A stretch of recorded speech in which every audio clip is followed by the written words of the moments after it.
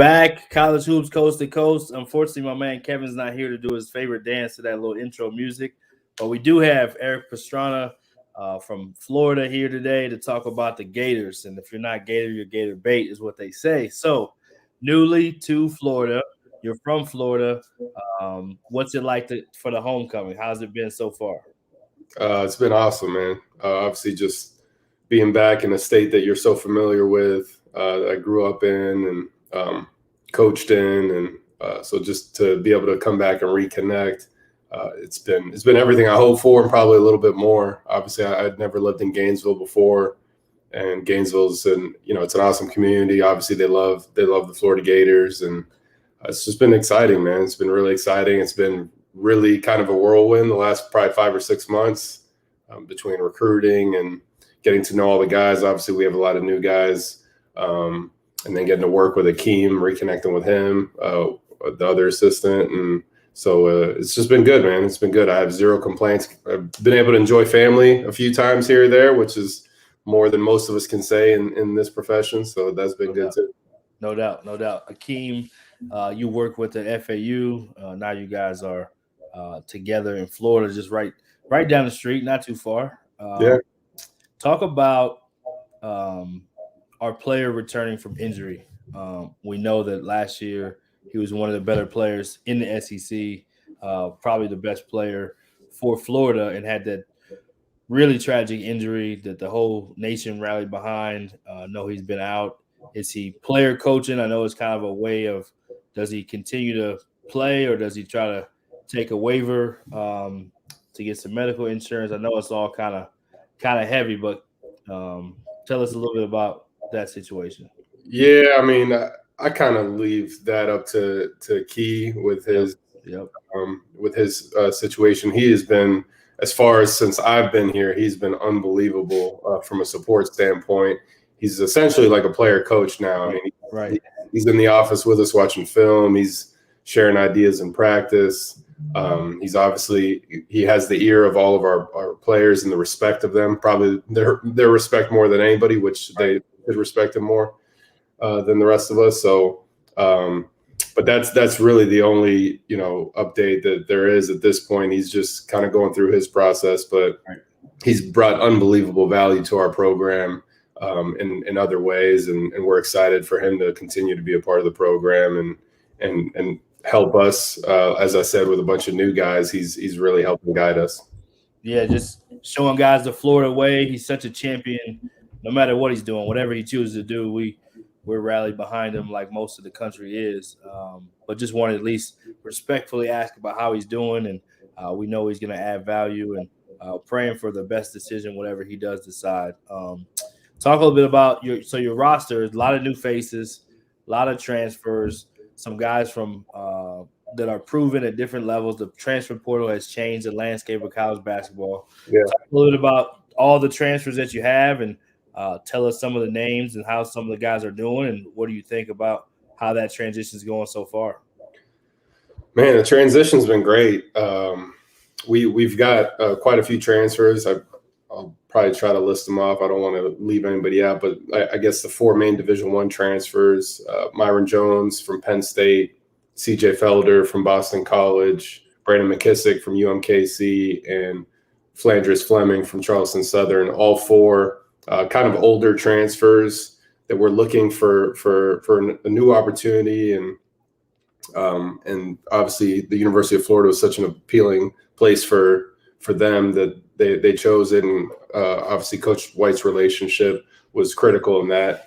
I really consider Coach White to be a big-time player relationship type of head coach, and so they all kind of gravitated towards him.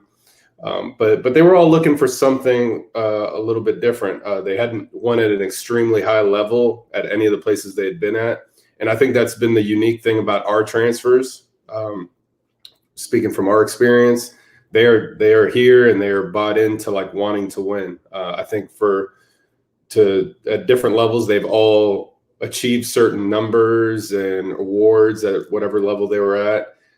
And they genuinely are at the University of Florida because you can make deep runs in the NCAA tournament, and we've won national championships at at this program, and I think they see that and they value that. So we kind of have a different dynamic with those transfer guys. They're here for the right reasons, I believe, and I'm excited to see what that kind of turns into as the season is upon us here.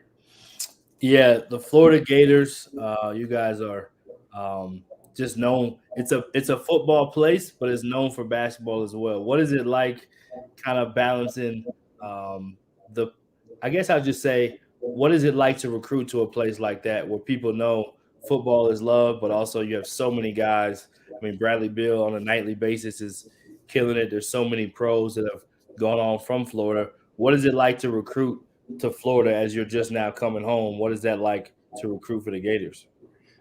It's pretty special. I think people don't quite realize what Gator Nation is until you really get to be around it every day. And we speak about this in recruiting, and we speak about it with our guys. And it's not necessarily just basketball and football. Obviously, there's been tremendous success with national championships in both sports, which is rare, right, for any university to experience it, and that kind of success. But if you go into swimming and tennis and baseball, right, across all sports, gymnastics, there are Olympians. We have Olympians, and we have people coaching in the Olympics across all these sports. So we like to kind of say in recruiting and to our guys, like really like soak in the University of Florida's campus and the people here, because not necessarily just your teammates, they are special people, but you're going to be surrounded by greatness, like at every level. And there's kind of levels to it. And I don't think I've been a part of a place that has that kind of prestige when it comes to just success across all sports. And I don't think that's done by accident. I think we have a tremendous administration, and there's just an expectation level at a place like the University of Florida that, championships are the expectation. So it's just kind of a higher standard that we're all held to, which I appreciate as a competitor, and I know the rest of us do. Yeah, absolutely. Absolutely. So as a JUCO guy, let's talk a little JUCO. I always like to bring up JUCO to my guy EP. What is it? What is that upbringing kind of? You were a head coach in the junior college level. Now you've been at Florida Atlantic. You go to Oklahoma State. Now you come back home to the University of Florida, where you did coach JUCO and you are from. What does the JUCO head coaching experience do for you, and how are you able to kind of add value to what you're doing with players, recruiting day to day from that experience? I think the JUCO experience just allows you to be prepared to wear a different hat on any given day, and not be overwhelmed. And I like to think I've been somewhat of a different assistant coach. You and I talked about this off air. Right. I've been somewhat of a different assistant coach at every place I've been. I'm not really pigeonholing myself into I'm this coach or I'm that coach, and this is what I bring to the table. I try to assess and really be a part of a team. Like how can I provide value to our program, to our players? And sometimes it may be spending more time on the road recruiting because we need to do that. Or sometimes it's just spending extra time in the gym, or sometimes it's just watching film. So I think the junior college route, you had to do all of that because you just didn't have the support system and the resources. 100%. So, the first time that I left junior college and went to Division I, it was and went to Stephen F. Austin. It was actually so refreshing because I still remember the day that we started our recruiting conversations as a staff and just kind of divvying up duties as a new staff. And it was myself, Mike Boynton, Stephen Gentry as the three assistants for Brad Underwood. And I'm just looking around, and they're bringing names to the table and their ideas. And I'm just like, man, this is really nice to have help. Like, just because in junior college, it's usually one assistant coach and one head coach. Maybe a manager if you're lucky. Right. And so, we had a GA, we had a couple managers that were volunteering their time at Stephen F. And I was just like, wow, like we've got like this gigantic staff, and like really it was a staff of like 8 people. And now, now I'm at places like Florida where we have even bigger staffs and even better resources. But I think it prepares you for that. And then now where I'm at, being able to appreciate those people that are doing all those things and understanding and trying to share with our GAs now or manager, like, hey, I've done that. trust me. I know it's not ideal right now, but it's going to make you better in the long run. So it's definitely been, a blessing to spend time in junior college. Tell us last couple of things. So Mike White, what is it that makes Coach so great? Obviously, he's had great success at Louisiana Tech. That's why he's there, from building that program up to a high level. And then, just we all know he's a great dude. As a basketball coach, what is it that has made him been able to have the success he's had there at Florida? Man, I really think from a basketball standpoint, he has an identity that he brought with him from Louisiana Tech. Just like playing with unbelievable pace, which you feel that with his energy in practice. There was actually a mic'd up that was released today. He's got unbelievable energy in practice for a head coach, and he's had success. I think maybe it would be 10 straight years. He's had a all-conference level guard every single year that he has coached between Louisiana Tech and Florida. And so I think having that success, that style of play where we're up-tempo, and his relatability being somebody that played the point guard position in the SEC himself, that has really helped him transcend, just instead of just being a head coach, there's a certain level of relatability that has allowed him to have success with a lot of different types of point guards. Some guys that were more scorers, some guys that were more facilitators, and I think he's been really keen in developing guard play and just that ball screen continuity and all the different things he does offensively, and just overall, like I think the one thing I've learned about him, just being like 3 or 4 months in with him, is just his openness to like different ideas. I think when you're a head coach that's had the kind of success that Coach White's had, it's probably easy to just want to do everything your own way. I mean, this guy's won 30 games at Louisiana Tech. He's been to 5 straight NCAA tournaments at the University of Florida. If it wasn't for one COVID year, it's, the longest streak in the SEC. And this guy's sitting in the office taking me and Akeem as new assistants, ideas and thoughts, and applying them. And I don't think there's a lot of head coaches that do that. So I think his openness and his competitiveness and his energy, I love being around it. It's contagious, and I think our players love being around it too, and they can feel that. I think they can feel when somebody's genuine and when they're not, more importantly. Right. I think they feel that with him. For sure. Yeah, for sure. We had to give a little bit of the shout out. Let's see if we can get a little unmute for a second. Good job, Jay. Good, Jay.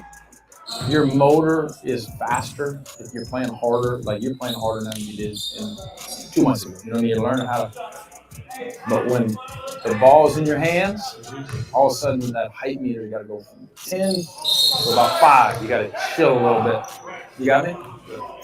And then the ball's out of your hands, crazy motor. Ball's back in your hands, chill. Got me? Pretty good right there. Yeah, so just before we go, man, we appreciate you taking the time. I'm sure we'll be back after some big win along the way in the year, and we'll celebrate it and talk about it. But what's a funny story or like something funny that's happened behind the scenes? We always like to bring the humor and keep it light, keep it funny, keep it funky. What's something behind the scenes that you can share that's either a good story, funny story? I can always count on my boy EP to come through. Oh man, good story, funny story. I mean, I don't know what day of the week it is. A few months of getting situated. I'm trying to think of a good story or a funny story. I mean, I've got funny stories for days with just the idea of like kind of reconnecting with Akeem. Right. Just being an assistant coach with him at FAU, and just the madness that these last couple months have been of us getting situated and trying to figure out recruiting boards. And you know what? I'm gonna go off of Akeem here, and let's go. And I'm gonna say, I think the funniest thing about the process of like getting to know a new staff is is just spending time with different guys and learning like their like quirks and stuff like that. Right. Me and the team have gotten a chance to do that, and I'm not even trying to put him out, but Al Pinkins has some of the funniest like one-liners. He's just very Georgia country, and great dude, great basketball coach, great recruiter. And so like me and Akeem have just been going through like in staff meetings, like he'll just say some terminology that like, you know, usually there's basketball terminology you got to figure out. But with Pink, there's like some one-liners that you got to figure out. And I'm like, I don't know what that means, but you know, like the one he loves to talk about is he loves like doing hand movements. So Pink's gonna kill me for putting this out there like that. But he loves like the guys competing and like just getting into playing and practice. Right. And so he'll just kind of look at me and Keem. He's like, it's time to go a little bone on bone here, guys. And the first time he did it, we didn't notice. We didn't think twice about it. But after a while, now it's just kind of a running joke in the office because every time like we've done enough like breakdown stuff, he'll just look around at like the whole staff like bone on bone. It's time, fellas. It's time. So, but Al's a great dude. We have a great staff here, and that's another thing that you know, I think Coach White's been really good at as a head coach, which to me I think is probably the most important thing you could do as a head coach is hire good people around you. Right. And obviously his entire original staff that he brought with him from Louisiana Tech. Now head coaches now. Yep. You know, Radford, Nice is at Radford. Obviously Mincy's at Jacksonville, and Dusty May I worked for at FAU. So I think it's a credit to Coach White, you know, for him to have brought that entire staff from Louisiana Tech to the University of Florida, which a lot of guys don't do. No, trust me, I'm aware of it. and so you know, just him believing in those guys, and now moving a few years forward and seeing all those guys as head coaches, I think it speaks to his ability to help develop guys into head coaches and to have a good eye for like good people to be around. For sure. So I'm thankful to be around him and Al, even though Al's got his little terms and obviously the team. So it's a special situation, man. It's like a Ted Lasso thing. Ted Lasso's got a lot of little one-liners, a lot of sayings, man. He's a famous coach right now, so he may be on to something. Yeah, we're gonna start a one-liner book for You probably should. Well, man, appreciate you jumping on with us. I know Kevin couldn't be on this little segment, but he'll be on the next time. And best of luck. Tell all the fellas, Akeem and Coach White and everybody I said hello. Tell Coach Pinkins I said. And then look forward to connecting again soon, man. Good luck this year. Sounds good, Brian. Appreciate you having me, man. Yep, absolutely.